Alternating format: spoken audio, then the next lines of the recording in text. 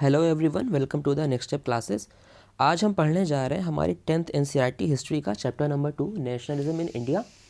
इस चैप्टर का हम पूरा एक फुल रिवीजन करेंगे और साथ ही साथ हमारे शॉर्ट नोट्स यहाँ पे आप देख सकते हैं। आप चाहें तो टाइम टू टाइम इसका स्क्रीनशॉट भी ले सकते हैं। इसके पहले हम चैप्टर 1 का भी एक पूरा फुल रिवीजन कर चुके हैं। अगर आपने अभी तक वो नहीं देखा है तो हमारी प्लेलिस्ट में जाकर के आप उसे ढूंढ सकते हैं, देख सकते हैं। तो हमारा चैप्टर 2 है नेशनलिज्म इन इंडिया। आज हम इसके बारे में जानेंगे कि नेशनलिज्म की जो फीलिंग है, जो लोगों के बीच में एक भावना आई है नेशनलिज्म की हमारे इंडिया के अंदर, वो कैसे जागृत हुई लोगों के अंदर, उसके बारे में हम देखेंगे। ठीक है, तो सबसे पहले जानिए कि इंडिया में आखिर ऐसा क्या हुआ कि हमारा इंडिया गुलाम कैसे बना। पहले तो आपके लिए जानना ज़्यादा ज़रूरी है। ठीक है, क्या हुआ था ना, जब चैप्टर 1 हमने एंड किया था तो वहाँ पे एक टर्म आया था इम्पीरियलिज्म। अगर आपने पढ़ा होगा तो आपको याद होगा। तो देखिए, हमने बात करी थी नेशनलिज्म एंड इम्पेरियलिज्म के बारे में। नेशनलिज्म ये होता है कि अपने देश के प्रति आपकी जो लॉयल्टी होती है उसको नेशनलिज्म कहा जाता है, कि अपने देश को आप कैसे आगे बढ़ा सकते हैं, उसके बारे में जो भी बातें करी गई थी। इम्पेरियलिज्म का मतलब होता है अपने देश को आगे बढ़ाने के लिए दूसरे देश के ऊपर कब्जा करना, वहाँ के रिसोर्सेज को यूज़ करना। ये हमने आपको बताया था। फिर इसमें बात आई थी कुछ बाल्कन स्टेट्स के बारे में। बाल्कन स्टेट्स क्या हैं, बाल्कन कंट्रीज़ कौन कौन सी हैं, तो हमने दो चार नाम पहले लिए थे।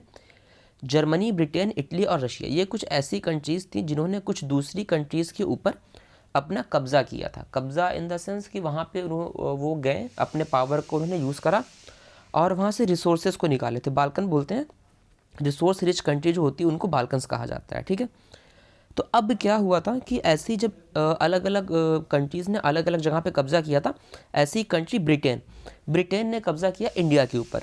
ये एक इम्पेरियलिज्म ही था जो ब्रिटेन ने इंडिया के साथ में किया था। वो यहाँ पे आए और यहाँ के रिसोर्सेज को यूज़ करते थे अपने पर्सनल फ़ायदे के लिए। फॉर एग्ज़ाम्पल कि इंडिया में कपास की खेती बहुत ज़्यादा होती थी, तो ये ब्रिटिश पीपल क्या करते थे, वो यहाँ पे आते थे, यहाँ से सस्ते में कपास खरीद करके ले जाते थे अपने कंट्री में। वहाँ उनके पास में थी मिल, वहाँ पे हो चुका था इंडस्ट्रियलाइजेशन, तो वहाँ पे अपनी फैक्ट्रीज़ में उस कपास का यूज़ करते हुए कपड़ा बनाते थे और फिर उसी कपड़े को ला करके इंडिया में बेचते थे।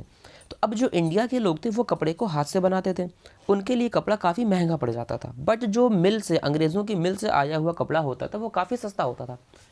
तो इसकी वजह से धीरे धीरे उनकी इकॉनमी काफ़ी ग्रो कर गई और हमारी इकॉनमी धीरे धीरे नीचे जाने लगी। तो अब सीधी सी बात है, पैसा है तो पावर है।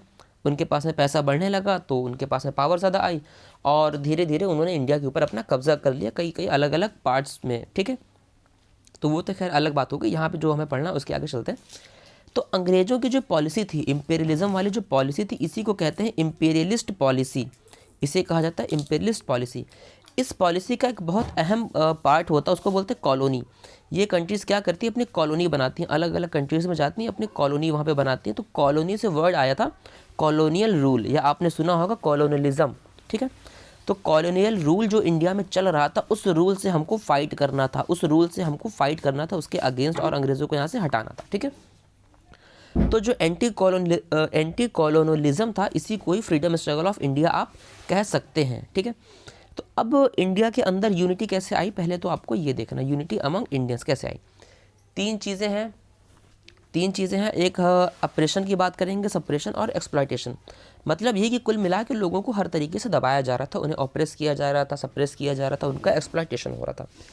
तो अब जो चीज़ें थी वो इंडिया के अलग अलग पार्ट्स में अलग अलग तरह से चल रही थी, कहीं कुछ आपको याद होगा 1857 में हम ये कहते हैं कि आज़ादी की पहली लड़ाई हुई थी। 1857 में आज़ादी, हाँ, तो 1857 में आज़ादी की पहली लड़ाई हुई थी, इसकी हम बात करते हैं। ठीक है, अलग अलग जगह पर अलग अलग तरीके से ये लड़ाई लड़ी गई थी। जैसे कि मंगल पांडे अलग जगह पे लड़ रहे थे, झांसी की रानी अलग जगह पे लड़ रही थी, और जहाँ था, यहाँ पे हमारे अवध की बात करी जाए तो यहाँ पे बेगम हजरत महल अलग तरह से लड़ रही थी।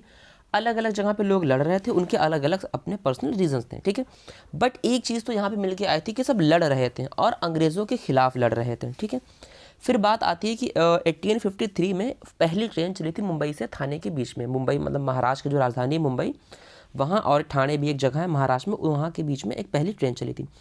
तो यहाँ से लोग भी आसपास आए, लोग आपस में मिलना जुलना लोगों का चालू हुआ, लोगों के बीच में एक कन्वर्सेशन स्टार्ट हुई। तो जब लोगों ने आपस में बात करना शुरू किया तो लोगों को ये पता चला कि दिक्कत तो सबको हो रही है, दिक्कत तुम्हें भी हो रही, दिक्कत हमें भी हो रही है। तो यहाँ से लोगों के अंदर एक यूनिटी वाली फीलिंग पैदा हुई धीरे धीरे कि अच्छा, तुम भी परेशान हो, हम भी परेशान हैं, तो लोगों के अंदर धीरे धीरे एक भावना जागृत होना स्टार्ट हुई। तो अब जब लोगों को इस बात का एहसास हो गया कि हमारे साथ में गलत हो रहा है, हमें इसके खिलाफ आवाज़ उठानी है, लड़ना है, ये तो हमने डिसाइड कर लिया, बट कैसे लड़ना है, हाउ टू फाइट, कैसे लड़ना है, इस चीज़ को बताने के लिए हमारे सामने आए महात्मा गांधी। उन्होंने लोगों को ये बताया कि अंग्रेज़ों से किस तरह से लड़ना है। इन्होंने 2 चीज़ें बताई थी। पहला जो इन्होंने करा था वो था नॉन कॉपरेशन मूवमेंट, दूसरे को बोलता है सिविल डिसओबीडियंस। देखिए, अगर कोई हिंदी मीडियम वाला बच्चा भी इस वीडियो को देख रहा है तो आप इस वीडियो को पूरा देख सकते हैं। जो हमारे शॉर्ट नोट्स हैं वो इंग्लिश में, बट चीज़ों को मैं एक्सप्लेन करता हुआ चलूँगा साथ ही साथ। तो इन 2 वर्ड्स का मैं मतलब आपको बता दूं। नॉन कॉपरेशन का मतलब होता है असहयोग आंदोलन, कि हमें सहयोग नहीं करना, नॉन कॉपरेशन मूवमेंट, ठीक है। और जो दूसरा हमारा होता है, जो दूसरा नाम है यहाँ पे सिविल डिसओबीडियंस, इसका मतलब ये होता है सविनय अवज्ञा, इसको बोलते हैं, ठीक है। तो अगर ये 2 वर्ड आपको वहाँ पे मिलेंगे तो आप समझ सकते हैं आराम से। जहाँ पर भी मैं नॉन कोऑपरेशन मूवमेंट की बात करूँगा उसका मतलब आप समझ लीजिएगा कि नागरिक असहयोग जिसको बोलते हैं, और सिविल डिसओबीडियंस का मतलब सविनय अवज्ञा, ठीक है। देखिए, आपको याद होगा पहली जो वर्ल्ड वॉर हुई थी 1914 से लेकर के 1918 तक चली थी, 1914 से लेकर के 1918। अच्छा, पहली वर्ल्ड वॉर भी हुई इसीलिए ही थी, बाल्कन कंट्रीज़ पे जो अलग अलग कंट्रीज़ अपना कब्जा कर रही थी तो उनके बीच में आपस में वॉर होने लगी कि कौन कब्जा करेगा। यही सबसे बड़ा रीज़न था जिसकी वजह से पहली वर्ल्ड वॉर हुई थी। तो अब ये चली वर्ल्ड वॉर चली पहली। इसी बीच में क्या हुआ था कि गांधी जी 1915 में इंडिया में आ गए थे। अच्छा, इंडिया में आने से पहले गांधी जी गए हुए थे साउथ अफ्रीका। उनके एक दोस्त ने वहाँ बुलाया था, उन्हें एक केस लड़ना था। आपको अगर पता हो, गांधी जी बैरिस्टर थे, वकील थे। तो साउथ अफ्रीका में उनके एक दोस्त थे, उन्होंने वहाँ पे बुलाया था उनको एक केस लड़ने के लिए, इसलिए गांधी जी साउथ अफ्रीका गए थे। वहाँ पे उन्होंने देखा कि इंडियंस के साथ में तो बहुत बुरा व्यवहार हो रहा है। इवन खुद गांधी जी के साथ में भी कुछ घटनाएं हुई थी। उन्हें ट्रेन से नीचे उतार दिया गया था कि आप फर्स्ट क्लास के डिब्बे में नहीं बैठ सकते हैं, ठीक है। इस वजह से उन्हें इस बात का ज़्यादा एहसास हुआ, उन्हें ज़्यादा एक झटका लगा कि अच्छा ऐसा हो रहा है। उन्होंने मन में ठान लिया कि हमें जो है इस लोगों को उनका हक दिलाना है। तो पहले तो जो दिक्कतें साउथ अफ्रीका में हो रही थी वहाँ पर उन्होंने उसको दूर करा, वहाँ के लोगों को उनका हक दिलाया। उसके बाद में फिर जब वो इंडिया वापस आए तो इंडिया के लोगों के लिए भी उन्होंने काफ़ी काम करा। अच्छा, तो अभी वापस PDF पे आते हैं। आप यहाँ पे हेडिंग देख रहे होंगे, implication of world war 1। World war 1 के क्या इफेक्ट पड़े थे उसके बारे में बात करने जा रहे हैं। पहला effect, change in political and economical scenario. देखिए, वर्ल्ड वॉर, जब भी कहीं वर्ल्ड वॉर होगी, वर्ल्ड वॉर के वॉर अगर होती है तो पॉलिटिक्स पे और इकोनॉमी के ऊपर बहुत ज़्यादा इफेक्ट पड़ता है। पूरी की पूरी पॉलिटिक्स चेंज हो जाती है, पूरी की पूरी इकोनॉमी बदल जाती है, एक झटके में चीज़ें बदल जाती हैं, ठीक है। तो वो चीज़ें दिक्कत वहाँ पे आई। और क्या, फूड शॉर्टेज काफ़ी उस वक्त हो गया था। वॉर अगर होगी तो फूड वगैरह लोग ज़्यादा से ज़्यादा कोशिश ये करते हैं कि आर्मी के पास में चीज़ें आसानी से पहुँचे, उनको ज़्यादा चीज़ें प्रोवाइड कराई जाती हैं। तो लोगों के बीच में दिक्कत हुई, फूड की प्राइस इंक्रीज़ होगी। अब अगर शॉर्टेज होगी तो प्राइस तो बढ़ेगा। अगर आपने इकोनॉमी पढ़ा होगा तो आपको पता होगा सप्लाई और डिमांड वाला जो कॉन्सेप्ट होता है, और प्राइस का भी। यहाँ पे शॉर्टेज हो गई, कम हो गया, चीज़ें बाज़ार में कम थी तो लोग ज़्यादा पैसा देने को भी तैयार हो रहे थे, इसलिए महंगाई काफ़ी बढ़ गई फूड की स्पेशली।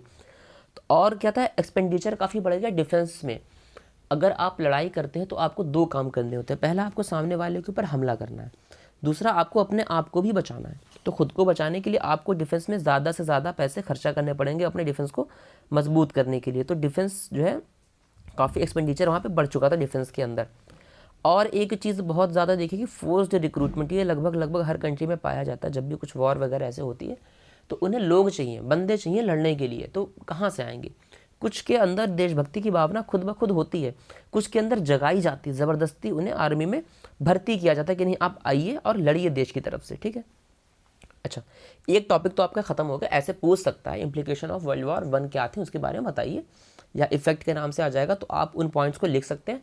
अगर वो 5 या 7 नंबर में आता है, मतलब कि लॉन्ग आंसर आपको लिखना, तो आप एक एक टॉपिक को बड़े आराम से वहाँ पे एक्सप्लेन कर सकते हैं। मुझे पूरी उम्मीद है कि आप हर एक पॉइंट के बारे में 2 लाइन 3 लाइन लिख सकते हैं। जैसे देखिए, change in political and economical scenario, जो पहला पॉइंट यहाँ पे लिखा है, क्या आप इस पॉइंट के बारे में 2 लाइन अपनी तरफ से नहीं लिख सकते हैं? बिल्कुल लिख सकते हैं, बस यही काम करना है। 2, 2, 4, 2, 6, 2, 8, 2, 10 लाइनें हो गई।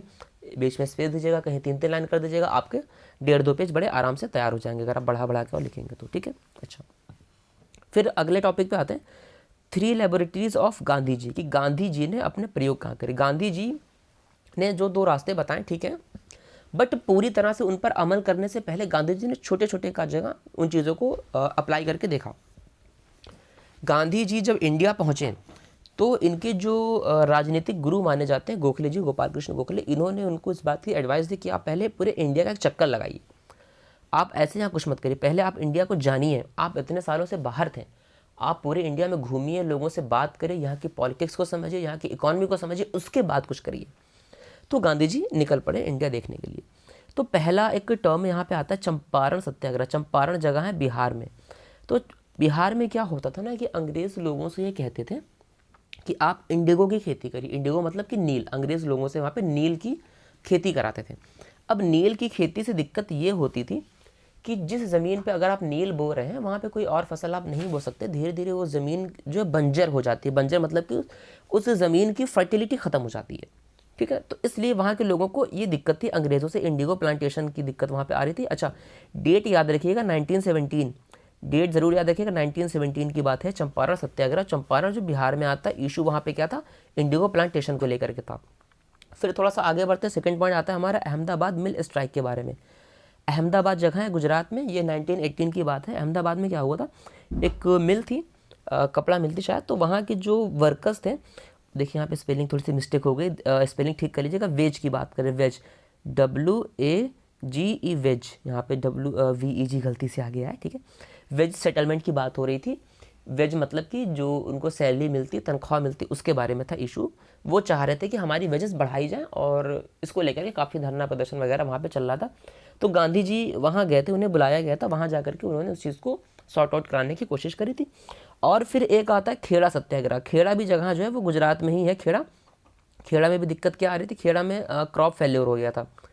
खेड़ा में क्या हुआ था कि फसल वहाँ पे बर्बाद हो गई थी। कई सारे रीज़न होते हैं, पानी कम मिला या ज़्यादा बारिश हो गई तो फसल ख़राब हो जाती है। तो खेड़ा में अब फसल ख़राब हो गई थी, तो वहाँ के जो किसान थे वो ये चाह रहे थे सरकार से, सरकार मतलब इंग्लिश सरकार, कि हम रेवेन्यू नहीं दे पाएंगे। गुजरात में भी जगह खेड़ा, उनका कहना था कि हम रेवेन्यू पे नहीं कर पाएंगे, तो हमारा रेवेन्यू माफ़ कर दीजिए, फसल बहुत ख़राब हुई। तो सरकार उस बात को मान नहीं रही थी, इसलिए वहाँ पे उन लोगों ने बवाल काट दिया था। अच्छा, डेट याद रखिएगा, ये डेट याद रखिएगा तीनों। चंपारण हुआ था 1718 में, चंपारण 1718 में। अहमदाबाद मिल स्ट्राइक 1918 में, सॉरी 1917, 1918 और ये भी 1918 में, ठीक है। ये डेट आप ज़रूर से याद रखिएगा, गलती से 1918 निकल गया था, ठीक है। अच्छा, तो ये टॉपिक तो यहाँ पे ख़त्म हुआ। टॉपिक जो था 3 लाइब्रेरीज ऑफ गांधी जी, ये टॉपिक यहाँ पे हुआ। आगे बढ़ते थोड़ा सा, फिर धीरे धीरे बात आती है रॉलेट एक्ट। 1919 में क्या हुआ था ना, ब्रिटिश सरकार ने एक रॉलेट एक्ट पास किया था। रॉलेट एक्ट को काला कानून भी कहते थे, ब्लैक बिल। इस कानून के हिसाब से चीज़ें ये थी कि सरकार जो है किसी भी इंसान को 2 साल के लिए जेल में बंद कर सकती, बिना किसी ट्रायल के, बिना किसी चीज़ के। मतलब ये था कि सरकार, अच्छा देखिए, दिक्कत ये हो रही थी 1857 के बाद से लगातार अलग अलग जगह पर रिवॉल्ट होना स्टार्ट हो गए थे। सरकार के अगेंस्ट लोग धरना प्रदर्शन कर रहे थे, सरकार को बहुत दिक्कतें हो रही थी। इस चीज़ से निपटने के लिए सरकार ने रॉलेट एक्ट लेकर के आया।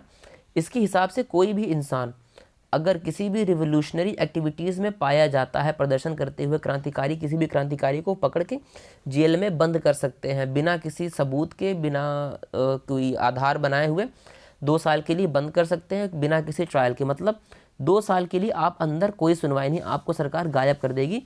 ना आप किसी से मिल सकते हैं, ना आपको अपनी तरफ से केस लड़ने के लिए कोई वकील प्रोवाइड किया जाएगा, कुछ नहीं। बहुत जल्दी जल्दी में कानून पास किया गया था और इसलिए इंडियंस इस कानून का अपोज कर रहे थे, बिकॉज ये इंडिया के जो रिवोल्यूशनरी हमारे पीपल्स थे उनको दबाने के लिए लाया गया था। देखिए यहाँ पे लिखा है, इसको ब्लैक बिल के नाम से भी जाना जाता है। मुझे उम्मीद है आप लोग स्क्रीनशॉट लेते हुए चल रहे होंगे, ठीक है। साथ ही साथ आप लोग स्क्रीनशॉट लेते हुए चलिएगा। तो अब गांधी जी ने इस रॉलेट एक्ट के खिलाफ में एक हड़ताल बुलाई थी 6 अप्रैल 1919 को। 6 अप्रैल 1919 को गांधी जी ने वर्ल्ड वाइड, पूरे देश में एक हड़ताल बुलाई थी पहली बार, ठीक है। तो अब इस हड़ताल में क्या, वर्कर स्ट्राइक पे चले गए, ठीक है। रेलवे और अदर वर्कशॉप थे, ये भी जो है शट डाउन कर दी। देखिए स्पेलिंग मिस्टेक यहाँ भी नज़र आ रही है, मैं shut down, SHUT shut down कर दी गई, ठीक। SHUT शट, ये शट आएगा, शट डाउन कर दी गई थी, ठीक। अलग अलग शहरों में रैलीज निकाली गई कई तरह की, हर बड़े बड़े शहरों में। और अमृतसर में कुछ लोकल लीडर्स को काफ़ी अरेस्ट किया गया था वहाँ पर। ये 4 पॉइंट्स, ठीक है। गांधी जी ने हड़ताल बुलाई 6 अप्रैल 1919 को गांधी जी ने हड़ताल बुलाई।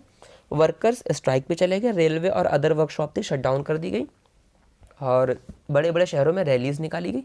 अमृतसर में कई लोकल लीडर्स को अरेस्ट किया गया। तो अब क्या हुआ फिर, जो लोकल लीडर्स को 6 तारीख को अरेस्ट किया गया था, उनको छुड़ाने के लिए, उनके सपोर्ट के लिए लोगों ने एक और रैली निकाली थी, प्रदर्शन किया था 10 अप्रैल 1919 को। ये अमृतसर की बात कर रहा हूँ, पंजाब वाले हिस्से की, ठीक है। 10 अप्रैल 1919 को लोगों ने फिर से एक प्रोटेस्ट करा। इस प्रोटेस्ट में पुलिस ने लोगों के ऊपर फायरिंग कर दी। इस प्रोटेस्ट में पुलिस ने फायरिंग स्टार्ट कर दी लोगों के ऊपर, जो भी प्रोटेस्ट कर रहे थे पीसफुली। अच्छा, और क्या किया लोगों ने, अब लोगों के अंदर गुस्सा और ज़्यादा बढ़ चुका था। पीपल ने रिस्पॉन्ड करा, तो अब पुलिस वहाँ की मतलब गवर्नमेंट ने लगा दी मार्शल लॉ। गवर्नमेंट ने 10 तारीख के आसपास जो कांड हुआ उसको देख के मार्शल लॉ लगा दिया था। मार्शल लॉ का मतलब मिलिट्री रूल, जैसे समझ लीजिए अपने वहाँ जो कर्फ्यू होता है, जो कर्फ्यू कहा जाता है, उसी को मार्शल लॉ के नाम से भी जानते हैं, मिलिट्री रूल, ठीक है। और उस टाइम पे जो आर्मी का जनरल था उसका नाम था जनरल डायर, ये नाम याद रखिए, जनरल डायर ये नाम था। तो अब क्या हुआ कि 10 अप्रैल को जो दिक्कतें हुई, 10 अप्रैल को जो बवाल हुआ, प्रोटेस्ट हुआ, उसके खिलाफ लोग फिर से इकट्ठा होना चालू हो गए थे। 13 अप्रैल की डेट याद रखिएगा, 13 अप्रैल 1919 को क्या हुआ था, वहीं पे एक जगह है जलियांवाला बाग, उस जगह का नाम है, जगह का नाम है जलियांवाला बाग। तो वहाँ पे लोग इकट्ठा हुए थे जलियांवाला बाग में। डेट सबसे पहले याद रखिएगा, 13 अप्रैल 1919 की डेट है, ठीक है। जलियांवाला बाग में लोग इकट्ठा हुए थे। 2-3 काम थे। पहला तो कुछ तो वहाँ प्रोटेस्टर आए हुए थे, कुछ वहाँ पे प्रोटेस्टर थे, थोड़े ही थे। बाकी वहाँ पे मेन लोग आए थे बैसाखी मनाने के। इनका त्यौहार होता है पंजाब में, बेसिकली बहुत ज़्यादा धूमधाम से मनाते हैं बैसाखी। तो लोग वहाँ बैसाखी मनाने के लिए इकट्ठा थे, कुछ उसमें प्रोटेस्टर भी थे, ठीक है। तो अब जनरल डायर जो था, इसने क्या करा, इसने लोग, मार्शल लॉ तो चल ही रहा था, इसने वहाँ पर पहले तो बाग के, जलियांवाला बाग के गेट बंद करा दिए और फायरिंग स्टार्ट करवा दी। लोगों के ऊपर अंधाधुंध गोली चलाएगी।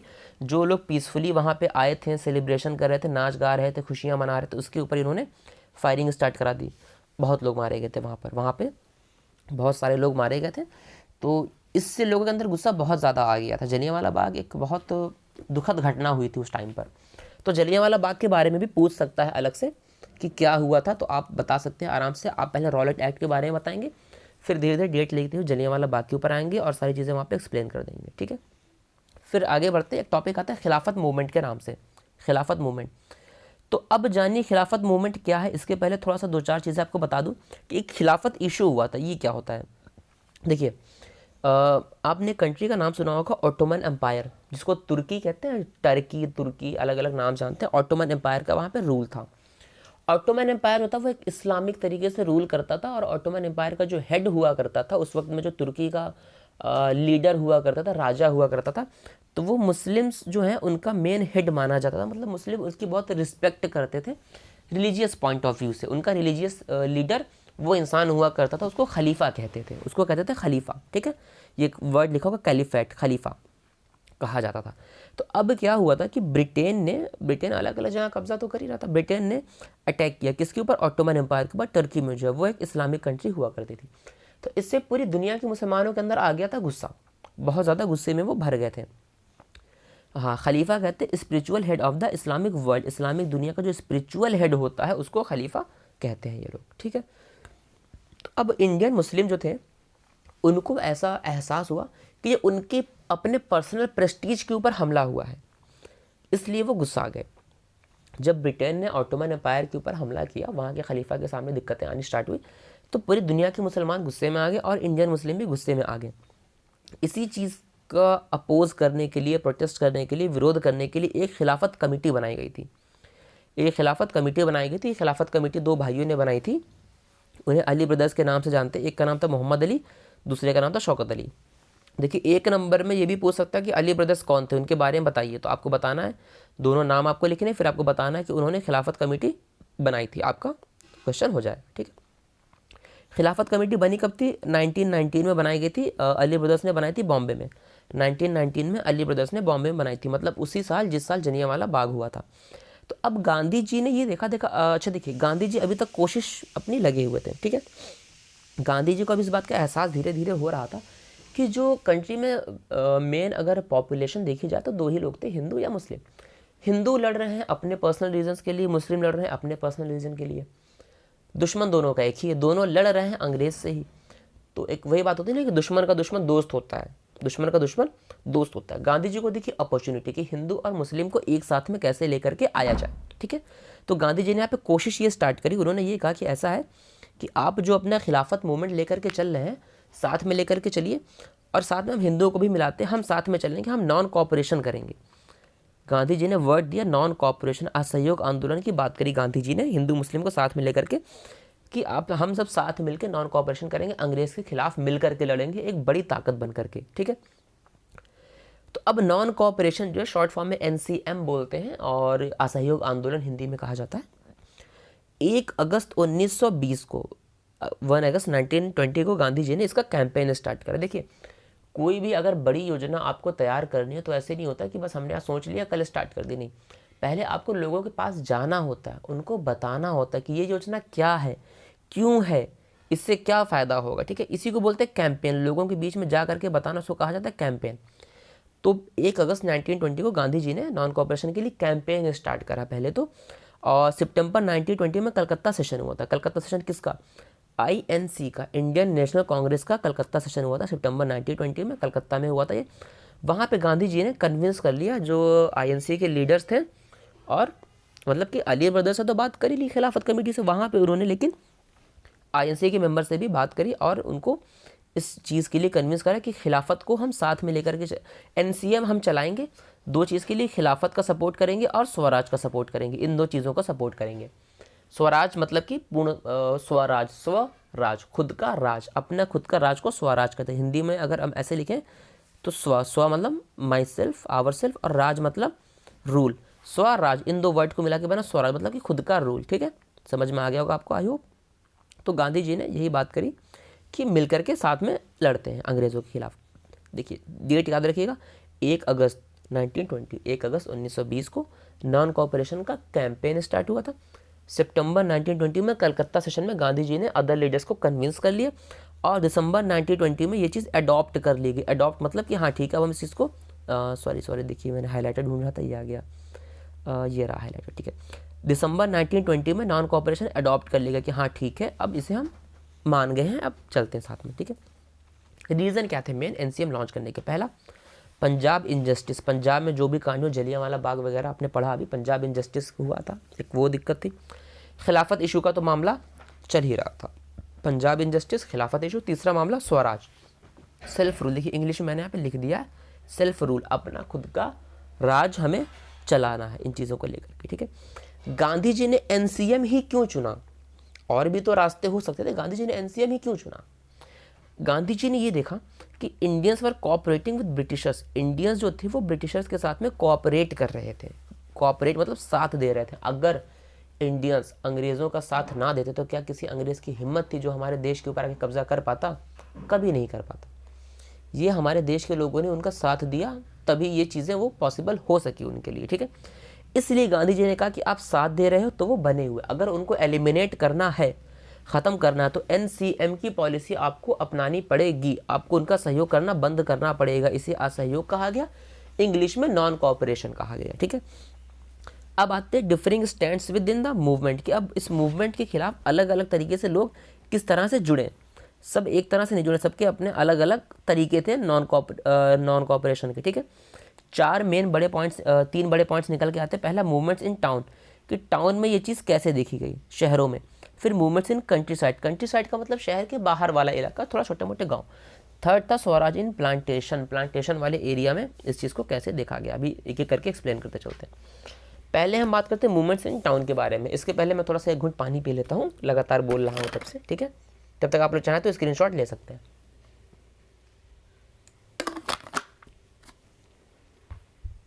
ठीक है, तो हम बात करते हैं मूवमेंट्स इन टाउन के बारे में। टाउन मतलब शहर। मूवमेंट्स में क्या, टाउन में क्या था? Active participation of middle class. पहला पॉइंट यहाँ देख रहे होंगे आप लोग, active participation of middle class. शहरों में कौन रहेगा? शहरों में ज़्यादातर आपको मिलेगा मिडिल क्लास, बिकॉज वो शहरों में रहती है इसलिए, या तो वो किसी फैक्ट्री में काम कर रहे हैं, या किसी स्कूल में टीचर हैं, या कुछ और, तो ऐसे लोग मिडिल क्लास में ही होते हैं, ठीक है। तो मिडिल क्लास का एक्टिव पार्टिसिपेशन था। स्टूडेंट ने अपना स्कूल छोड़ दिया था सारे के सारे स्कूल लगभग अंग्रेज़ों के थे, उनके हिसाब से चल रहे थे। तो अंग्रेज़ों का अपोज करने के लिए, प्रोटेस्ट करने के लिए स्टूडेंट्स ने अपना स्कूल छोड़ दिया। अब जब स्टूडेंट्स ने स्कूल छोड़ दिया तो टीचर वहाँ क्या करेगा? स्टूडेंट अगर स्कूल में नहीं तो टीचर वहाँ क्या करेगा? भाई झाड़ू तो लगाएगा नहीं। तो टीचर ने भी अपना स्कूल वहाँ पे छोड़ दिया कि स्टूडेंट्स नहीं तो हम भी नहीं, टीचर्स ने छोड़ा, जो हेडमास्टर हुआ करते मतलब सबने स्कूल छोड़ दिए, इंडियन सारे। और जो लॉयर्स थे, वकील, उन्होंने लीगल प्रैक्टिस अपनी छोड़ दी, मतलब कोर्ट जाना छोड़ दिया, केस लड़ना छोड़ दिया कुछ दिनों के लिए कि नहीं हम केस वेस नहीं लड़ेंगे, गांधी जी ने कहा नॉन कॉपरेट करना तो हम कॉपरेट सरकार को नहीं करेंगे। ठीक, कहाँ आगे बढ़ गया, हाँ। और एक काउंसिल इलेक्शन उस टाइम पे हुआ करते थे, अगर आपको पढ़ा होगा थोड़ा बहुत आपको पता होगा। काउंसिल, अलग अलग काउंसिल बनी हुई थी, काउंसिल में इलेक्शन होते थे। तो इंडियंस ने कहा कि काउंसिल इलेक्शन हम नहीं लड़ेंगे, हम इसका बाइकआउट करेंगे, मतलब अंग्रेज़ कराते थे तो अंग्रेज़ का हमें अपोज करना है, प्रोटेस्ट करना है, तो हम इलेक्शन नहीं लड़ेंगे। सिर्फ एक पार्टी थी, जस्टिस पार्टी उसका नाम है, उसने कहा कि नहीं हम चुनाव लड़ेंगे। उन जस्टिस पार्टी का ये मानना था कि अगर आपको पावर में आना है तो चुनाव ही एक वो तरीका है, काउंसिल इलेक्शन के ज़रिए से आप पावर में आ सकते हो। तो ये एक नाम पूछ सकता है कि वो कौन सी पार्टी थी जिसने इलेक्शन बायकॉट नहीं किया था, तो आप वहाँ पे जस्टिस पार्टी का नाम ले सकते हैं, ठीक है, लिख सकते हैं। फिर बात करते हैं इकोनॉमिक इम्पैक्ट क्या पड़ा। मिडिल क्लास ने जो टाउन्स में जो भी करा उसका इकोनॉमिक इम्पैक्ट क्या आया, ठीक है। थोड़ा साइज़ छोटा करते हैं इसका, ठीक है। पहला क्या करा, लोगों ने फॉरेन गुड्स का बाइकआउट करना स्टार्ट करा कि हम विदेशी सामान नहीं खरीदेंगे। आज भी होता है, होली दिवाली आती है, लोग पहले यही बोलते हैं कि चाइना की झालर नहीं खरीदनी, अपना खरीदिए, ठीक है। तो वैसी ही बात थी, वहाँ पे लोगों ने फॉरेन गुड्स का बाइकआउट करो, विदेशी सामान नहीं खरीदेंगे। विदेशी सामान खरीदने से क्या होगा, विदेशी सामान अगर हम खरीदेंगे सारा का सारा पैसा तो अंग्रेज़ों के पास में जाएगा, उनके पास पैसा जाएगा तो उनका पावर बढ़ेगा, इसलिए हमें ये काम नहीं करना है। फिर क्या हुआ, लिकर शॉप पिकेटेड, जितनी भी शराब की दुकानें थी, लिक्कर शॉप जो थी, वहाँ पे लोगों ने पिकेटिंग करी। पिकेटिंग का मतलब कि लोग वहाँ पे झुंड बना के खड़े हो गए और किसी को शॉप तक जाने नहीं दे रहे थे। तो अगर कोई शॉप पे नहीं जाएगा तो शराब नहीं बिकेगी। शराब नहीं बिकेगी, दो फायदे होंगे। पहला, अंग्रेज़ों के पास में पैसा नहीं पहुँचेगा, अंग्रेज़ों के पास में पैसा नहीं पहुँचेगा। दूसरा ये होगा कि जो लोग शराब पीने के बाद में जो आदमी के अंदर की बुराइयाँ बढ़ जाती हैं, वो चीज़ कम हुई थोड़ा सा। दो तरह से फ़ायदे हो रहे थे, ठीक है। लोगों ने फॉरेन क्लॉथ की होली जलाई, विदेशी कपड़ों की होली जलाई, bone fire, huge bone fire, लोग सड़कों पे चौराहों पे इकट्ठा हो रहे थे और जो भी विदेशी कपड़े उनके पास में थे उसको वो लेकर के आ रहे थे और एक साथ वहाँ पे होली जला रहे थे, उसकी अपना विरोध दर्ज करने के लिए। जो फॉरेन ट्रेड था वो आधा हो चुका था इन सब चीज़ों की वजह से, और जो मर्चेंट और ट्रेडर्स, जो बड़े बड़े बिजनेसमैन और व्यापारी थे, उन्होंने कहा कि नहीं, हम विदेशी सामानों का ट्रेड हम नहीं करेंगे। एक तो लोगों ने ख़रीदना भी बंद कर दिया, तो जब लोगों ने खरीदना बंद कर दिया तो व्यापारी विदेशी सामान लेकर के क्यों आएंगे, उनको अपना नुकसान थोड़ी कराना है भाई, जो बिकेगा वही तो बेचेंगे। तो उन्होंने कहा कि ठीक है हम नहीं बेचेंगे। आई होप आपने स्क्रीनशॉट लिया होगा, अगर नहीं भी लिया होगा तो आप पहले वीडियो एक बार पूरा देख लीजिए, उसके बाद में वीडियो फिर से चलाइएगा और एक एक करके स्क्रीनशॉट लेते चले जाइएगा। अब बात आती है लिमिटेशंस की, बात करते हैं कि लिमिटेशंस क्या रही, नॉन कॉपरेशन मूवमेंट जो हमारा चला इसकी लिमिटेशंस क्या थी, आखिर क्यों यह फेल कर गया, ठीक है। पहली बात, middle class less in number, middle class तो था लेकिन कम था, उतने ज़्यादा लोग यहाँ पे मौजूद नहीं थे। इसका एक इफेक्ट पड़ा कि बहुत ज़्यादा सपोर्ट नहीं मिल पाया मिडिल क्लास की तरफ से, बहुत ज़्यादा पावर नहीं मिल पाई, ठीक। नो एजुकेशनल इंस्टीट्यूशंस, इंडिया के पास में अपने खुद के अच्छे स्कूल वगैरह, स्कूल या कॉलेज नहीं थे। तो जब अच्छे स्कूल या कॉलेज नहीं है तो बच्चे जिन्होंने स्कूल छोड़ा था, जिन स्टूडेंट्स ने स्कूल छोड़ा था, कॉलेज छोड़ा था, वो कहाँ जाएंगे? ज़्यादा से ज़्यादा 1 महीना 2 महीना, फिर तो वापस आपको वहीं आना पड़ेगा। वो वापस आए, स्टूडेंट एंड टीचर। अच्छा, स्टूडेंट अगर वापस आएंगे तो टीचर को भी वापस आना पड़ेगा, तो ये दोनों लोग चुपचाप वापस चले आए। जो लॉयर्स थे, वकील, उनको भी वापस आना पड़ा, उनकी भी मजबूरी पड़ गई थी, बिकॉज कोर्ट तो अंग्रेज़ों के पास में, अगर वो ये काम नहीं करेंगे तो क्या करेंगे। सबसे बड़ा मसला ये आ रहा था कि विदेशी कपड़े आपने जला दिए, आप क्या पहनोगे? आप वो पहनोगे जो आपके देश में बन रहा है। आपके देश में बन रही खादी, आपके देश में बन रही खादी। खादी कैसे बनती? खादी बनती हाथ से, तो हाथ से बना हुआ कपड़ा बहुत महंगा, खादी बहुत महंगी पड़ रही थी, खादी वॉज वेरी एक्सपेंसिव। इस वजह से लोग खादी खरीद नहीं पा रहे थे, तो उनके लिए मजबूरी थी कि वो अंग्रेज़ों का लाया हुआ कपड़ा पहने, ये उनकी मजबूरी थी, ठीक है। तो अभी तक हमने देखा मूवमेंट्स इन टाउन के बारे में, अब थोड़ा सा उससे आगे बढ़ते हैं, बात करते हैं movements in country side. Country side मतलब शहर के बाहर वाला इलाका, कि वहाँ पे मूवमेंट से कैसे वहाँ पे रन कर रहे थे, किस तरह से चल रहे थे, ठीक है। एक मिनट जी। तो मूवमेंट्स इन कंट्री साइड में क्या है कि 4 मेन बड़े बड़े पॉइंट्स यहाँ पे हैं, ठीक है। 4 बड़े बड़े पॉइंट्स हैं, देखते चलिएगा। पहला है एग्रेरियन राइट्स, दूसरा नाय धोबी बंद, तीसरा अवध किसान सभा, चौथा नॉन कॉपरेशन बाय ट्राइबल्स। ठीक है, एक एक करके देखते चलेंगे। पहले देखेंगे एग्रेरियन राइट्स के बारे में, पहले देखते हैं। एग्रेरियन मतलब एग्रीकल्चर से रिलेटेड। ये किसने करा था? ये करा था पीजेंट्स ने, जो दूसरों की ज़मीनों पे काम करते थे। ठीक है, अब क्यों करा था? देखिए, जो लैंडलॉर्ड्स थे या ताल्लुकदार जिनको कहा जाता है, वो बहुत ज़्यादा हाई रेंट मांग रहे थे। उनकी डिमांड थी कि रेंट बढ़ाया जाए। जो पीजेंट होते हैं ना, वो ऐसा करते हैं, उनके पास में खुद की ज़मीन नहीं होती, वो किसी बड़े आदमी की, किसी बड़े इंसान की ज़मीन का जो टुकड़ा होता है, उसकी ज़मीन पे वो जाते हैं, उसकी ज़मीन पे जा करके वो खेती करते हैं, उसकी ज़मीन पे खेती किसानी करते हैं, फसल उगाते हैं, फसल काटते हैं, सारा काम ऐसे चलता रहता है। बदले में उनको रेंट पे करना होता है, कि जैसे कि आप आज कहीं रहते हो अगर, तो आपको रेंट पे करना होता है। उनको खेती करने के लिए जो ज़मींदार हुआ करते थे, उनको रेंट पे करना पड़ता था। तो ज़मींदार लोग बहुत लालची होते थे, वो बहुत ज़्यादा रेंट चाहते थे कि ज़्यादा से ज़्यादा रेंट हमें मिले, तो वो रेंट बहुत बढ़ा रहे थे। तो अच्छा, दिक्कत ये थी। और दूसरा क्या था कि पीजेंट के पास में खुद अपने कुछ राइट भी नहीं थे, बट उनको दबाया जाता था हर मामले में, कुछ अधिकार उनके पास में नहीं थे। जैसे आज हमारे पास में संविधान है, तो आज अमीर हो गरीब हो, किसी भी इंसान को आप दबा नहीं सकते। वो इंसान कोर्ट में जा सकता है, संविधान का सहारा ले सकता है, उसके पास में अधिकार मौजूद है। बट तब पीजेंट के पास में कोई ऐसे अधिकार मौजूद नहीं थे। हाँ, पीजेंट के पास में कोई ऐसे अधिकार मौजूद नहीं थे, इसलिए वो बहुत काफ़ी परेशान थे। कोई जॉब सिक्योरिटी नहीं थी, कब मालिक उनको ज़मीन पर से भगा दे लात मार के, कोई भरोसा नहीं है। मालिक पीजेंट ने कभी कुछ मालिक की बात नहीं मानी, लात मार के भगा दिया। अच्छा, एक वर्ड आएगा बेगार, फोर्स टू डू बेगार। उनको बेगारी करने के लिए, बेगार करने के लिए मजबूर किया जाता था। बेगार का मतलब ये होता है, मान लीजिए आपने घर में कोई ड्राइवर रखा हुआ है, ठीक है, उस ड्राइवर का काम है गाड़ी चलाना, उस काम के आप उसको पैसे देते हो, लेकिन आप अपने ड्राइवर से दूसरे काम करो। आप उससे बोलो कि ज़रा घर की साफ़ सफाई कर दो, ज़रा हमारी सब्ज़ी ले आओ, ये कर दो, वो कर दो, और उसके लिए आप उसको अलग से पे भी नहीं कर रहे हो। इसको कहते हैं बेगार। तो इन चीज़ों को लेकर के जो वहाँ पे किसान थे, पीजेंट थे, वो परेशान थे। ठीक है, उन्होंने वहाँ पे एनसीएम का सपोर्ट करा इसी चीज़ को लेकर के। इनके एक लीडर का नाम आता है, इनके लीडर का नाम था बाबा रामचंद्र। ये नाम अभी थोड़ा सा आगे भी आएगा, याद रखिएगा। बाबा रामचंद्र इनके लीडर हुआ करते थे उस टाइम पर। फिर अगला टॉपिक आता है नाई धोबी बंद। नाई, नाई जानते हैं, नाई जो बाल काटता है, धोबी जो कपड़े धोता है। ठीक है, नाई मतलब बार्बर, धोबी मतलब वॉशरमैन। तो अंग्रेज लोग तो भाई साहब थे, वो तो बड़े साहब हुआ कर। साहब अपना कपड़ा खुद धोएंगे? नहीं, साहब कपड़ा धुलवाएंगे। और बाल कटाने के लिए या क्लीन शेव कराने के लिए हमेशा वो तो बहुत वेल मेंटेन्ड, वेल ग्रूम्ड रहते थे, तो उन्हें नाई की ज़रूरत बहुत पड़ती थी। तो नाई और धोबी ने कहा कि नहीं, हम अंग्रेज़ों को अपनी सर्विस नहीं देंगे। Terminated their services for Britishers, कि हम अंग्रेज़ों को अपनी सर्विस नहीं देंगे, ये हमारा तरीका है असहयोग करने का। ठीक है, फिर एक छोटा सा अवध किसान सभा। अवध यहाँ पे इंग्लिश में पता नहीं क्यों OUDH लिखा जाता है, हिंदी में कहेंगे तो अवध।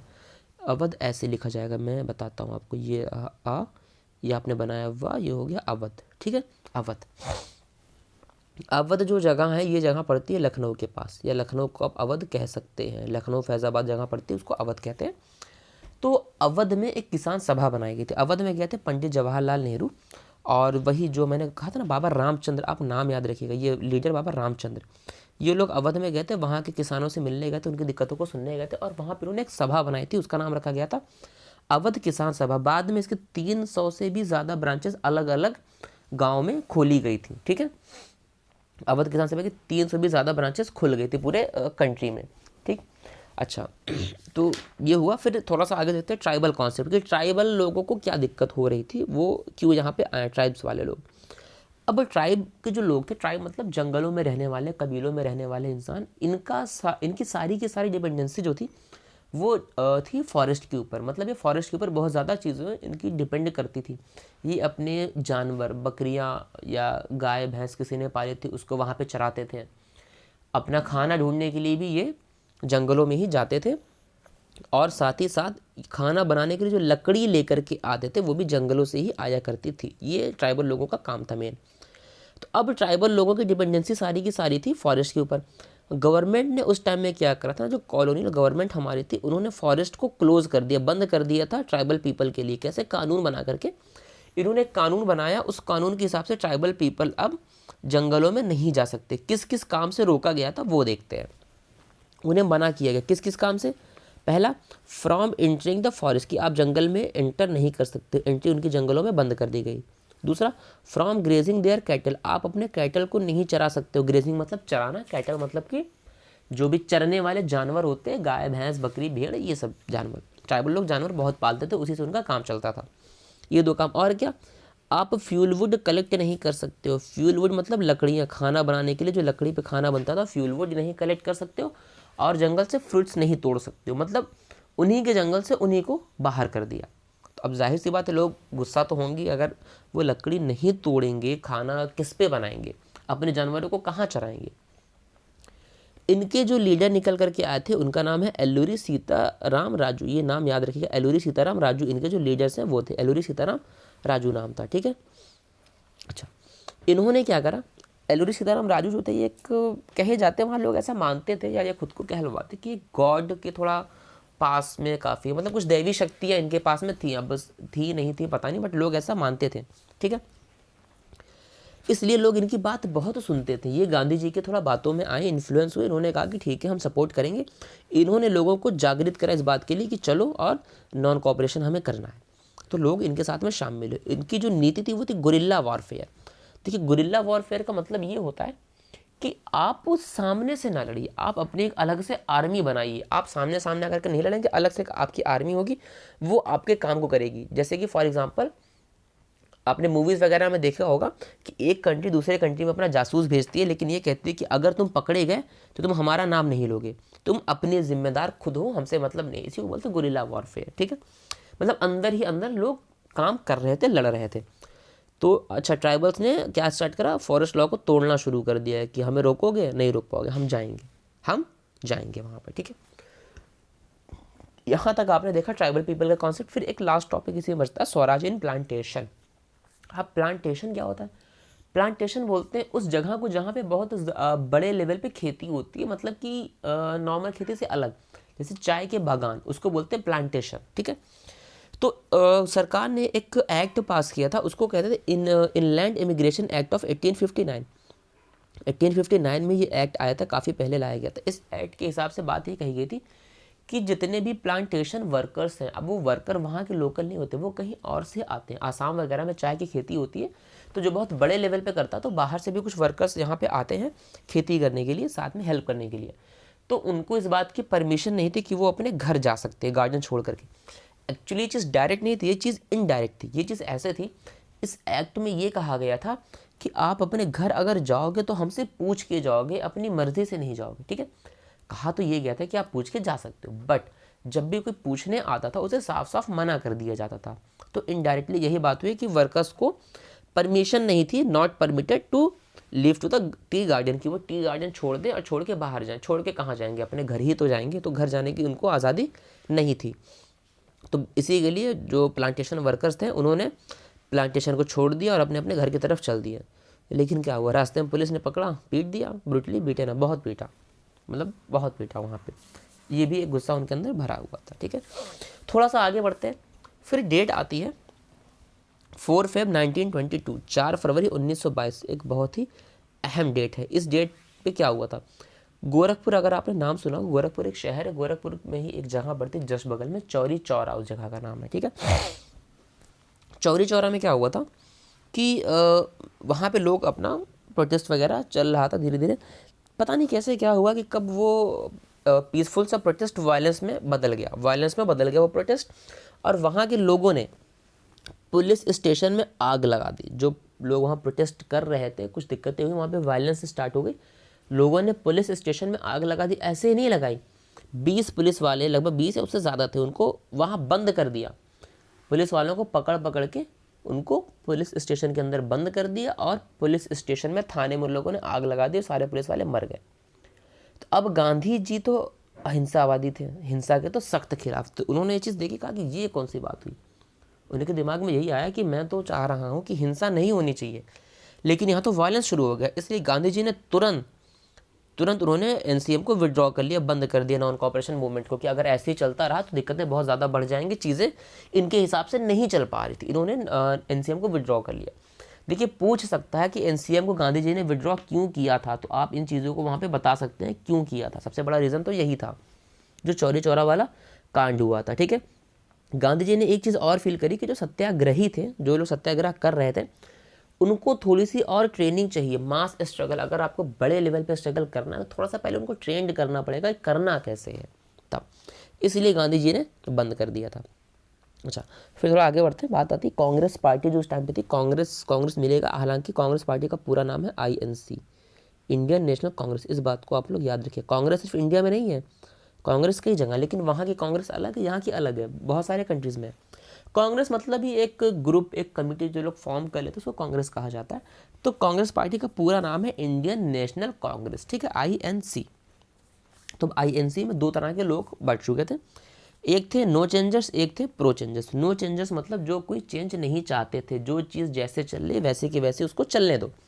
जो प्रो चेंजर्स थे उनका ये कहना था कि हमें प्रोविंशियल इलेक्शन में पार्टिसिपेट करना चाहिए। प्रोविंस मतलब जैसे आज स्टेट है, यूपी, बिहार, पंजाब, गुजरात, हरियाणा, मध्य प्रदेश, राजस्थान, उड़ीसा, छत्तीसगढ़, ऐसे जो स्टेट है, तो उस टाइम पे स्टेट नहीं, उस टाइम पे प्रोविंस हुआ करते थे। तो जो आज राज्यों की विधानसभा के चुनाव होते हैं, वैसे ही उस समय प्रोविंशियल इलेक्शन हुआ करते थे।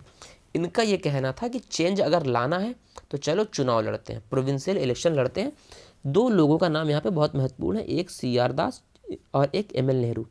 CR का फुल फॉर्म है चित्तरंजन दास, ये चित्तरंजन दास इनका पूरा नाम है, और ML नेहरू का मतलब मोतीलाल नेहरू, जवाहरलाल नेहरू के फादर थे मोतीलाल नेहरू। इन दो लोगों ने मिल करके एक पार्टी बनाई, उसका नाम रखा गया स्वराज पार्टी। हालांकि चीज़ें तो स्टार्ट हो गई थी दिसंबर 1922 में ही, दिसंबर 1922 में स्टार्ट हो गई थी, बट पार्टी फॉर्म हुई थी 1 जनवरी 1923 में। तो जब भी आंसर करिएगा तो ये दो चीज़ें आप वहाँ पे ज़रूर लिख दीजिएगा, कहीं कहीं पे आपको 1922 भी मिल सकता है, तो इस चीज़ से परेशान मत होइएगा, ठीक है। दिसंबर 1922 से लेकर के जनवरी 1923 तक चीज़ें आ गई थी। तो स्वराज पार्टी बनी 1 जनवरी 1923 को, ठीक है। अब लेकिन ये पार्टी कुछ ज़्यादा कर नहीं पाई थी, क्या हुआ था कि जो चित्तरंजन दास थे इनकी डेथ हो गई थी, इनकी जो है अनटाइमली डेथ हो गई थी, इसलिए पार्टी बहुत पूरे तरीके से आगे नहीं बढ़ने पाई थी, ठीक है, उनके इरादे पूरे नहीं हो पाए थे, ठीक है। फिर आगे आता है साइमन कमीशन। एक साइमन कमीशन आया था इंडिया में 1927 के अंदर, साइमन कमीशन आया था इंडिया में।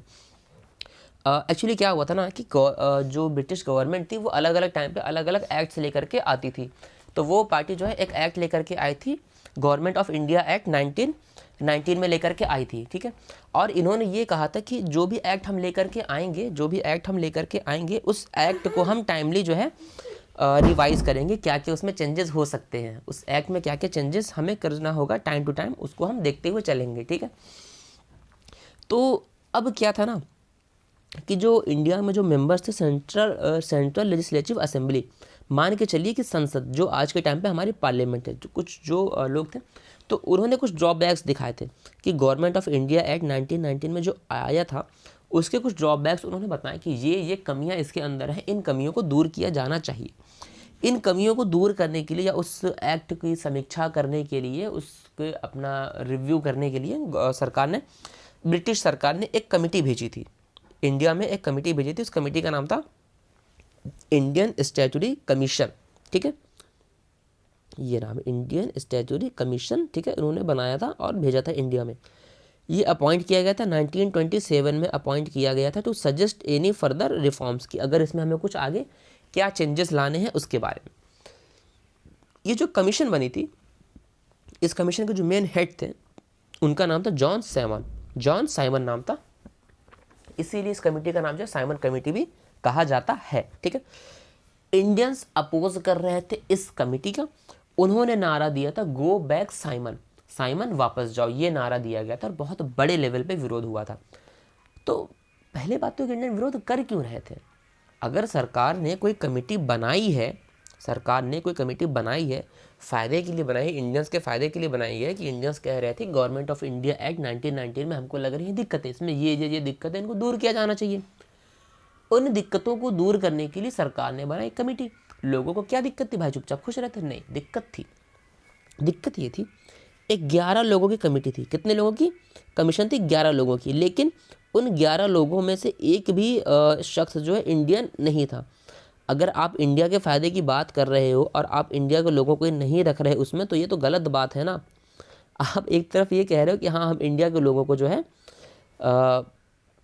उनके फ़ायदे के लिए हम इस कमेटी को बना रहे हैं, और दूसरी बात किसी इंडियन से पूछ ही नहीं रहे कि तुम्हें चाहिए क्या, इसलिए इंडियंस उसका अपोज कर रहे थे। 11 लोग की अगर कमेटी अब बना रहे तो उसमें हमें भी तो कुछ मिलना चाहिए पार्टिसिपेशन, इसलिए लोग उसको बहुत ज़्यादा अपोज कर रहे थे। अच्छा, अब लगातार अपोज यहाँ पे चल रहा था, तो लॉर्ड इरविन उस टाइम पे वाइस रॉय थे। देखिए थोड़ा सा आपको यहाँ पे पॉलिटी का एक चीज़ मैं बताना चाहूँगा।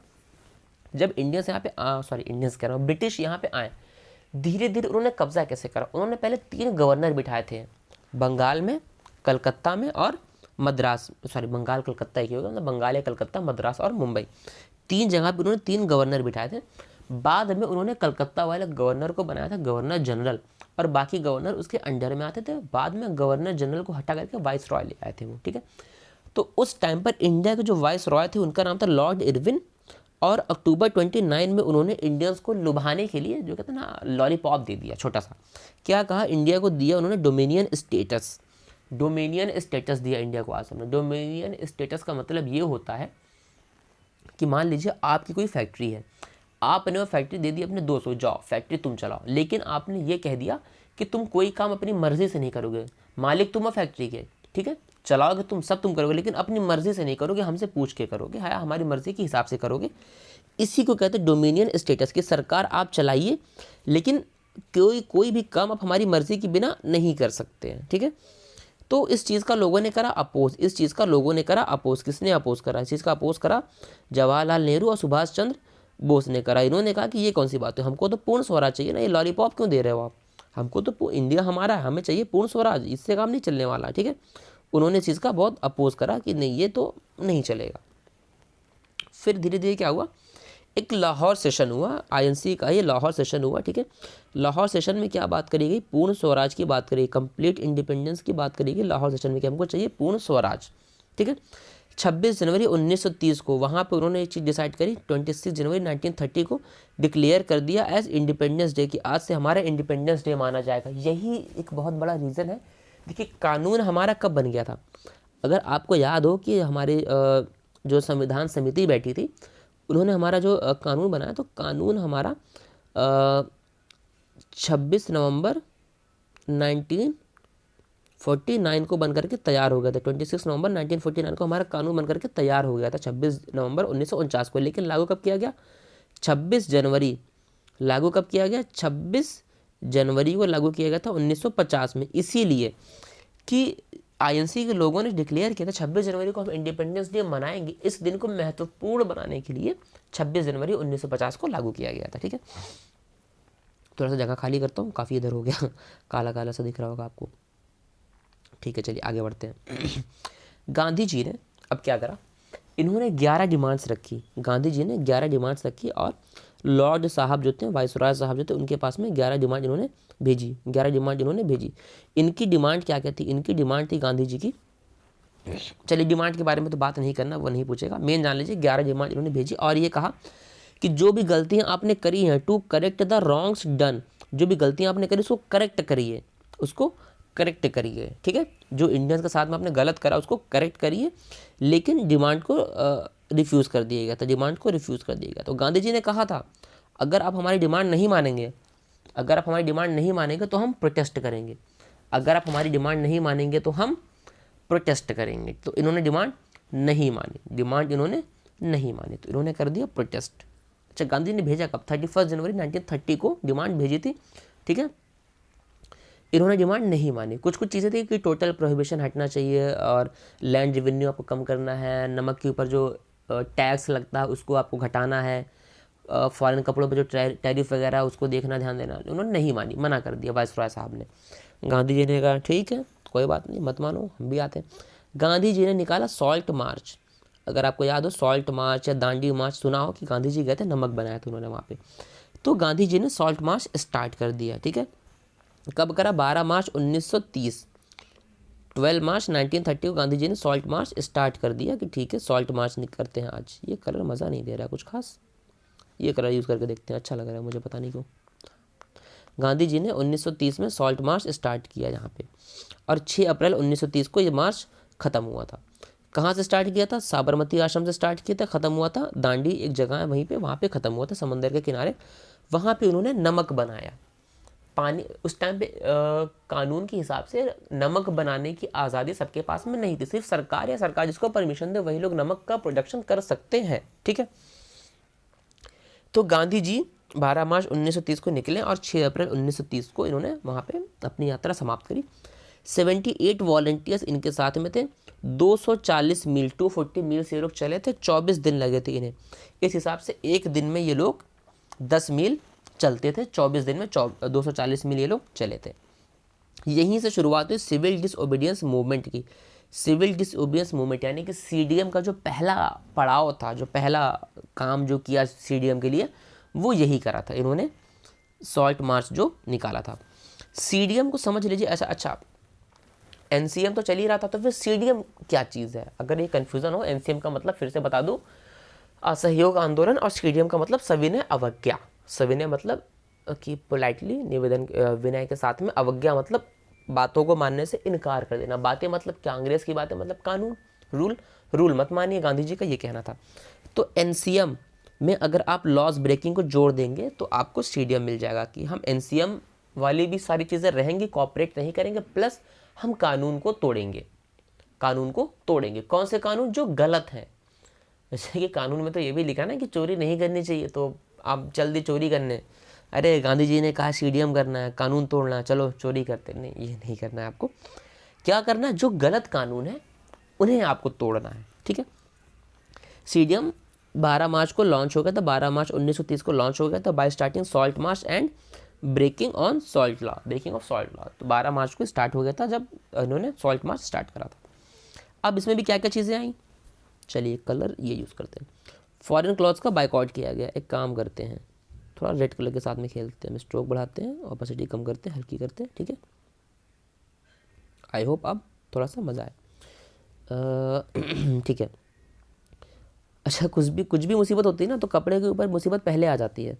फॉरेन क्लोथ्स का बाइकआउट करना स्टार्ट कर दिया लोगों ने यहाँ पर। लिकर शॉप पिकेटिंग स्टार्ट हो गई। ये दो काम तो पहले चल ही रहते हैं। विदेशी कपड़ों का बहिष्कार हो रहा था, लोग होलियाँ जला रहे थे, और लिकर शॉप को पिकेट किया जा रहा था। पिकेट मतलब लोग इकट्ठा हो गए और वहाँ पे लोगों को जाने से रोक रहे थे कि वहाँ पे कोई शराब खरीदने पीने नहीं जा सकता है, ठीक। उस टाइम पे एक चौकीदारी टैक्स हुआ करता था। उस टैक्स को भी गांधी जी ने बंद करने को कहा कि आप टैक्स मत पे करिए, चौकीदारी टैक्स मत पे करिए। पीजेंट ने जो है रेवेन्यू देना बंद कर दिया। रेवेन्यू सीधे ब्रिटिश सरकार के पास जा रहा था, वो अपने फ़ायदे के लिए यूज़ कर रही थी, वो इंडिया के लोगों के लिए यूज़ नहीं हो रहा था।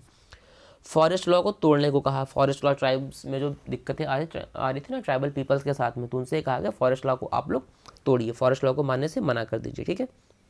अच्छा, थोड़ा एक घूंट पानी पी लेता हूँ, अगर आप लोग थोड़ा सा वक्त दें मुझे, तब तक आप लोग स्क्रीनशॉट ले लीजिए।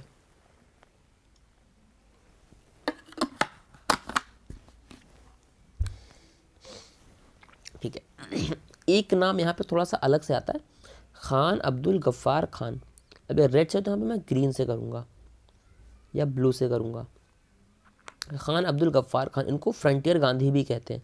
जो हिंदी वाले बच्चे होंगे उनको मैं बता दूं, हिंदी में आपको मिलेगा सीमांत गांधी। मैं आपको बताता हूँ। ओ नो, ये तो हमारी पीडीएफ ही कहाँ चली गई, एक मिनट। हाँ ठीक है। कुछ दिक्कतें आ गई, एक मिनट होल्ड करिएगा ज़रा आप लोग। हाँ ठीक है। तो हिंदी वालों को मैं बताने जा रहा था फ्रंटियर गांधी के बारे में, सीमांत गांधी जो कहते हैं। ये देखिए, मैं आपको लिख के यहाँ पे दिखा देता हूँ कैसे लिखा जाएगा सीमांत गांधी। ये सीमांत गांधी, ठीक है।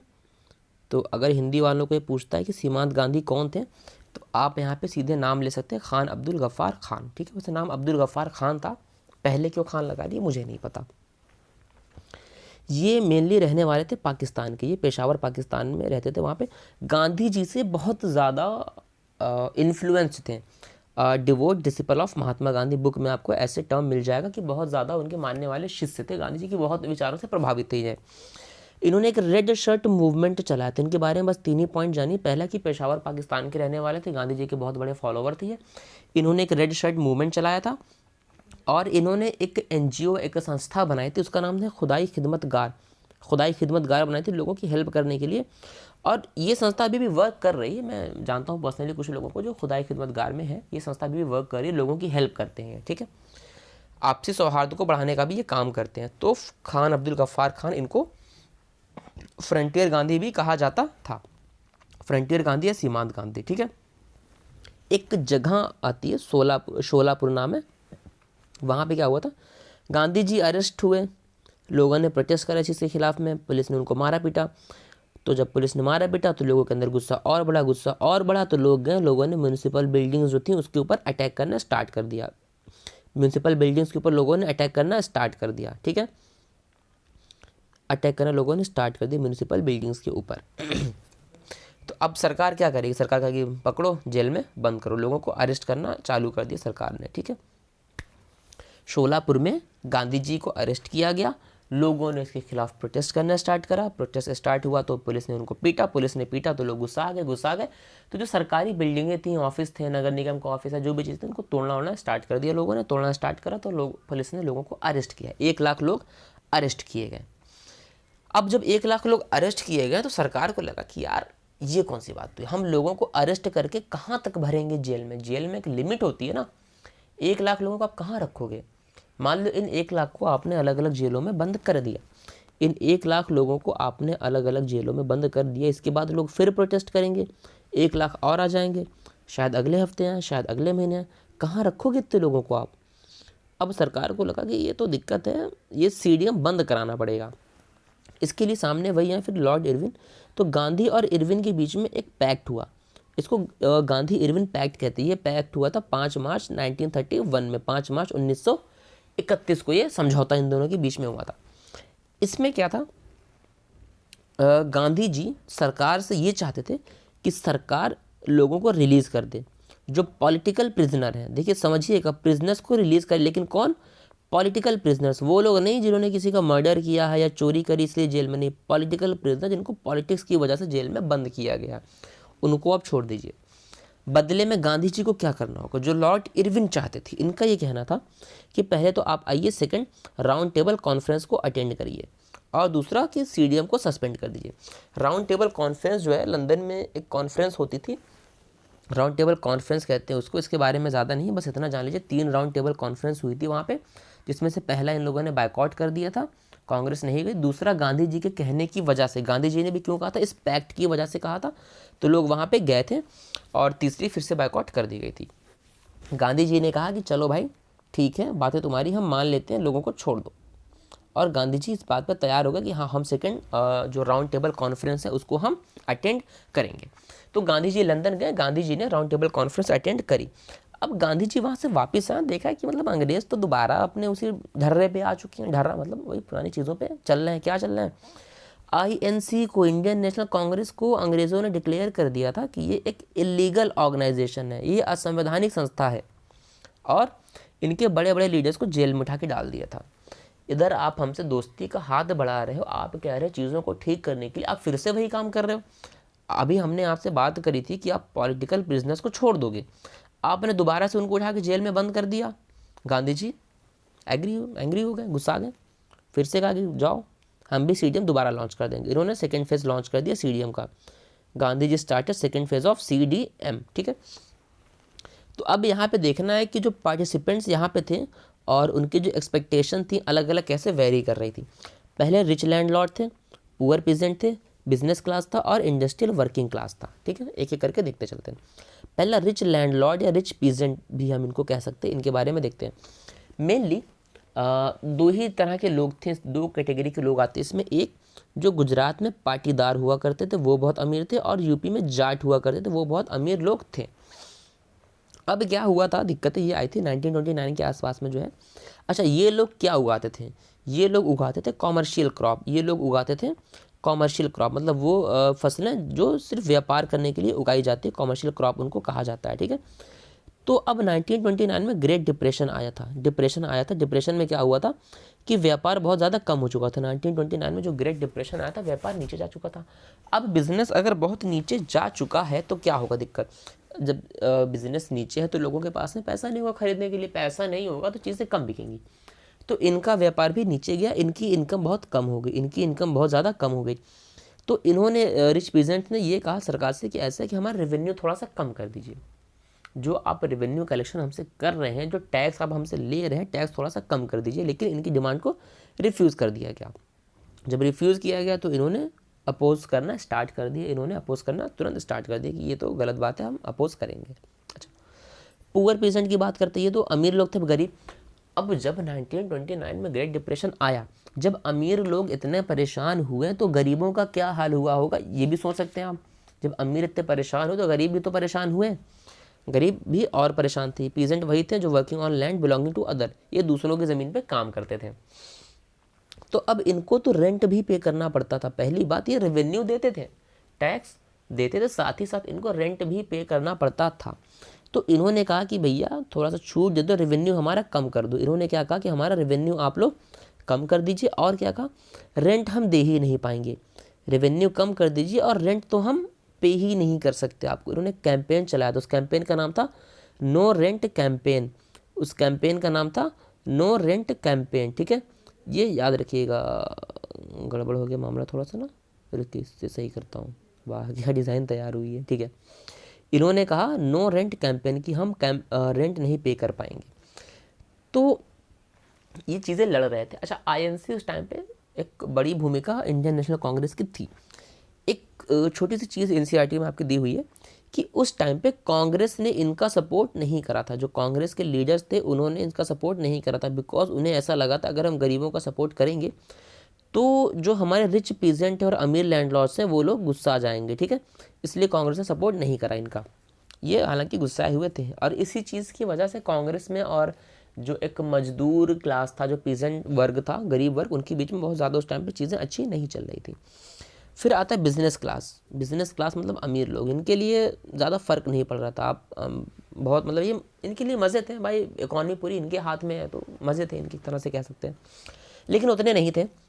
अच्छा, वर्ल्ड वॉर वन जब हुआ तो बिज़नेस क्लास को प्रॉफिट बहुत ज़्यादा हुआ था।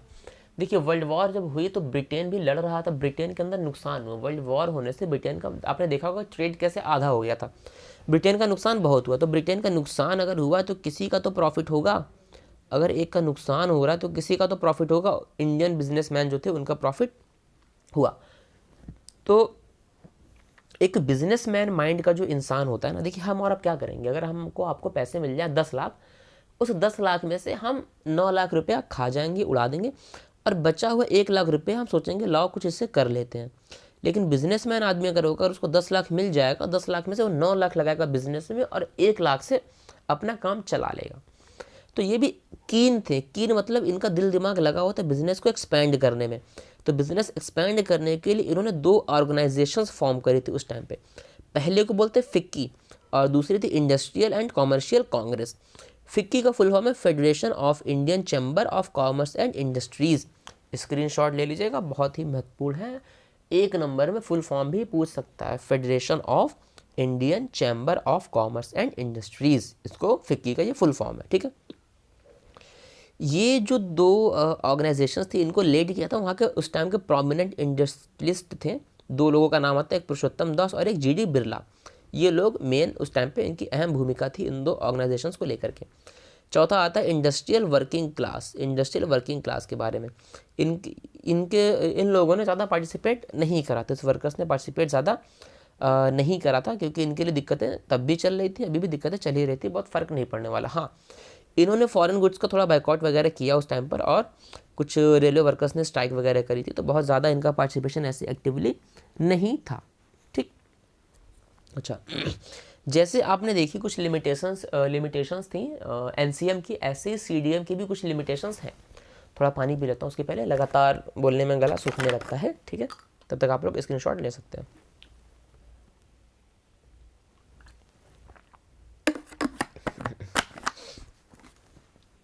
ठीक है, 2 दिक्कतें मेन थी यहाँ पे। पहला, उस समय इंडिया में अनटचेबिलिटी एक बहुत बड़ा इशू था। अनटचेबिलिटी मतलब कि अछूत, जो कहते हैं कि लोग टच भी ना हो जाए, छुए भी ना।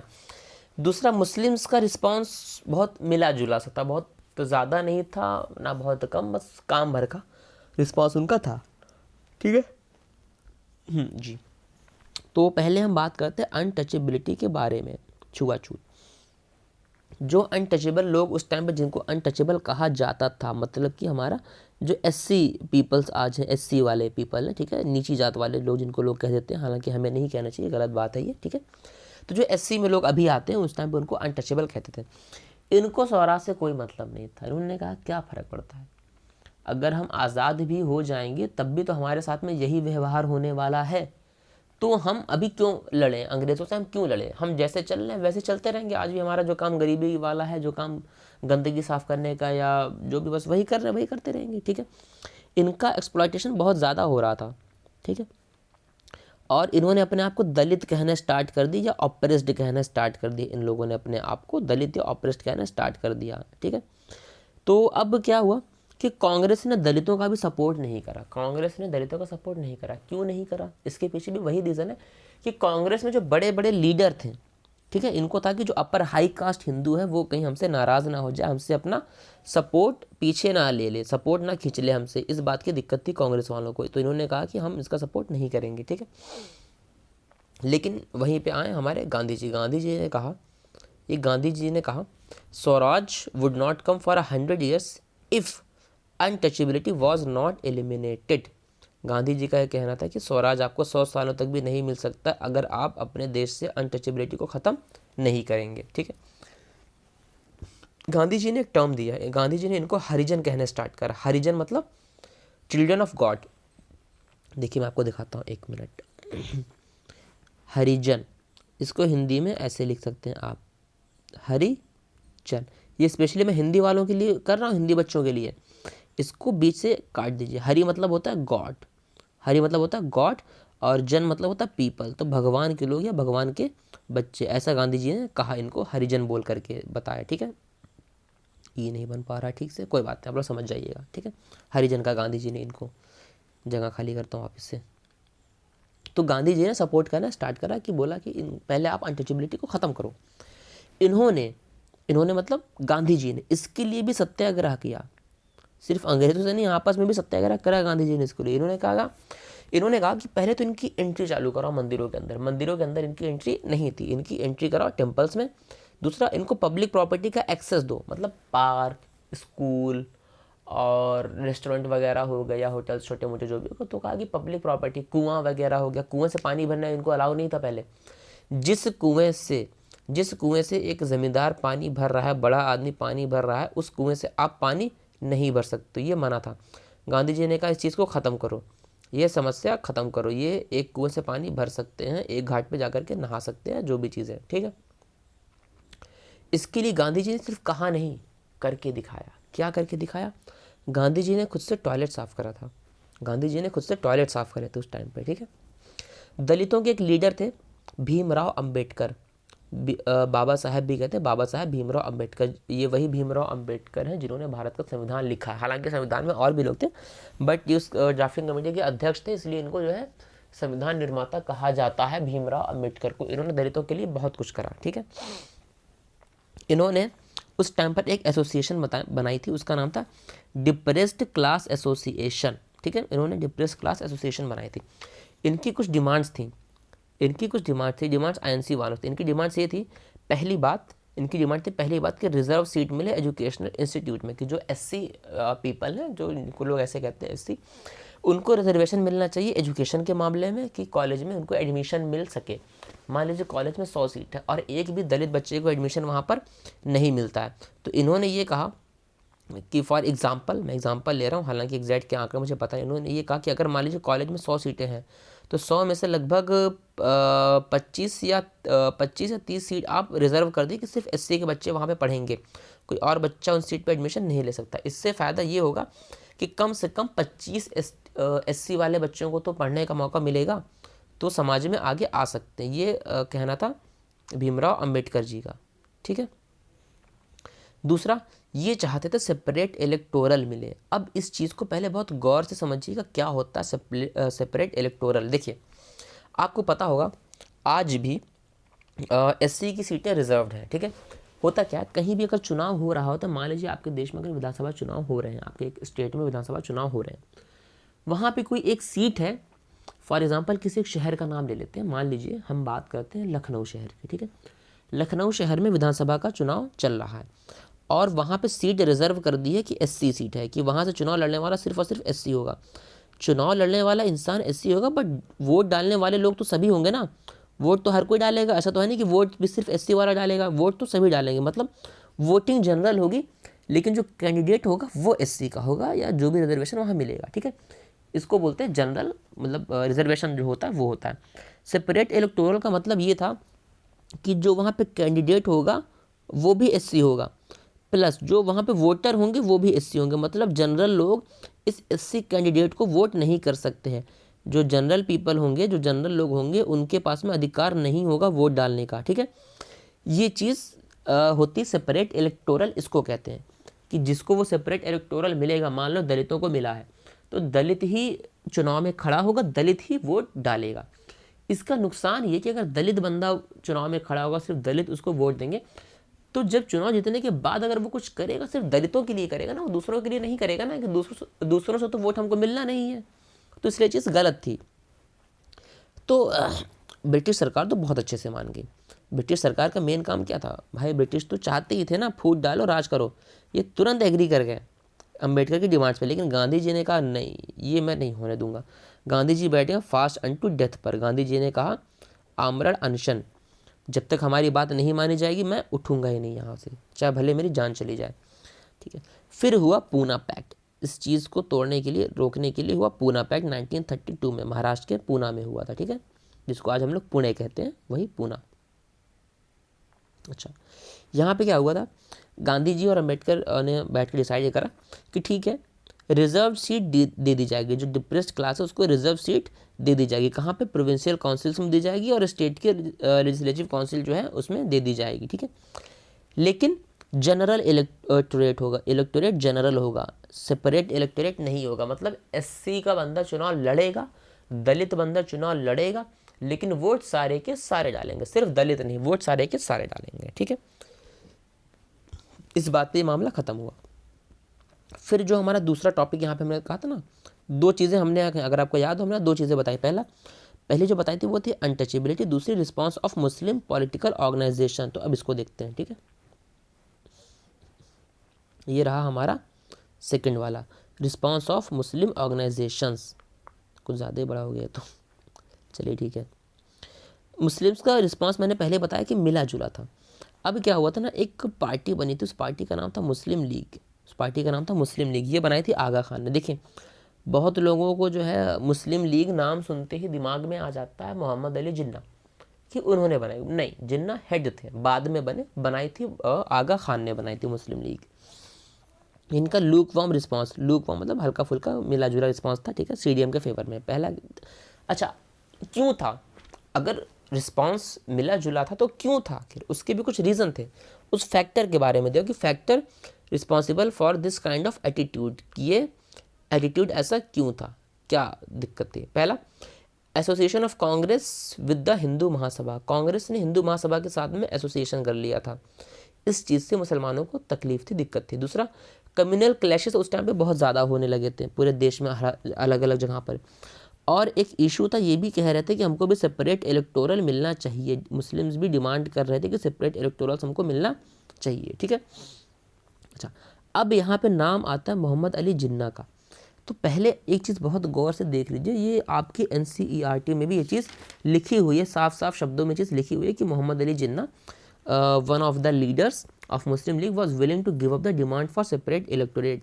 ये मैं NCERT के वर्ड्स बता रहा हूँ। If Muslim were assured reserve seat in the central assembly and representation in proportion to population in the Muslim dominated province Bengal and Punjab.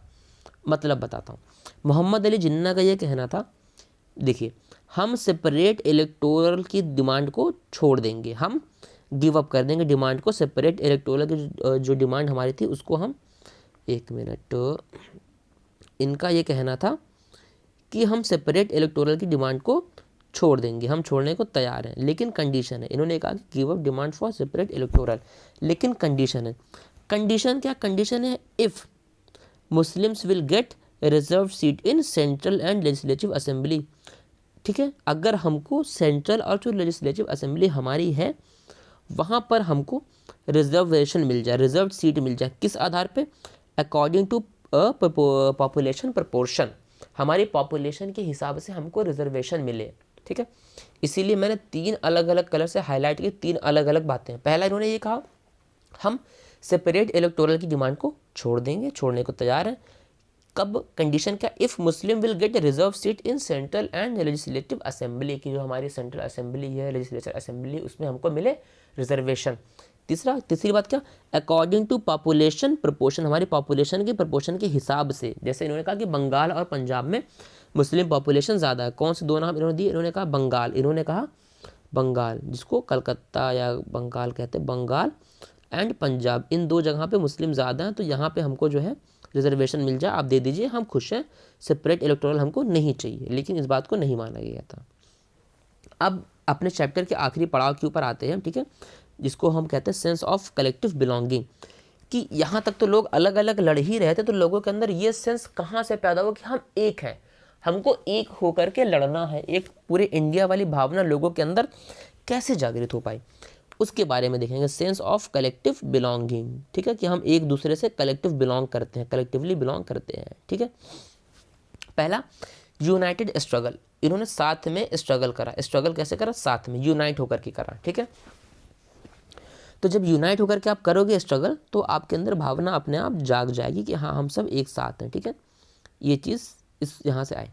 दूसरी बात है कल्चरल प्रोसेसेस की बात कर रहे हैं, जो हमारा कल्चरल प्रोसेस था एक, उसकी बात कर रहे हैं, ठीक है। तो कल्चर में क्या आता है, फोक स्टोरीज़, जो आपने पिछले चैप्टर में भी पढ़ी होगी, यूरोप वाले चैप्टर में, फोक सॉन्ग, रीजनल लैंग्वेजेस और फोक पोएम।